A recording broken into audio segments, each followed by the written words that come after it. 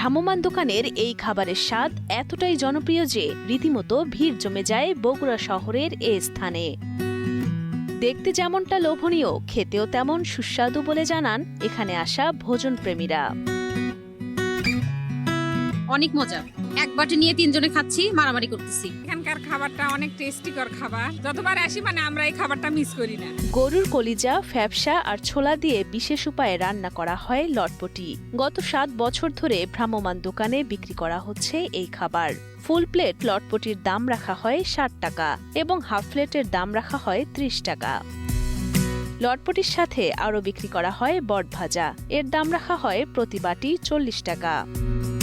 লটপটিটা আমার খুব ভালো লাগে, আর এখানে হচ্ছে আমার বাসা, তো এখানে মাঝে মধ্যে আসা হয়। হিলি থেকে আসছি বগুড়াতে, শুধু লটপটি খাওয়ার জন্য আসি। লটপটি তৈরি করতে আগের রাতেই ভিজিয়ে রাখা হয় ছোলা। সারা রাত ভিজিয়ে রাখা ছোলা খুব ভালো করে ধুয়ে নিয়ে সিদ্ধ করা হয় সকালে। এদিকে গরুর কলিজা ও ফ্যাপসা সিদ্ধ করে তা কেটে নেওয়া হয় ছোট ছোট টুকরা করে। কাটা শেষ হলে তা আবারও ভালো করে ধুয়ে নেওয়া হয় কয়েকবার।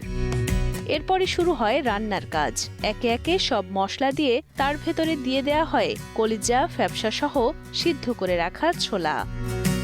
বেশ কিছুক্ষণ কষিয়ে পরিমাণ মতো তাতে পানি দিয়ে রান্না করা হয় দীর্ঘক্ষণ।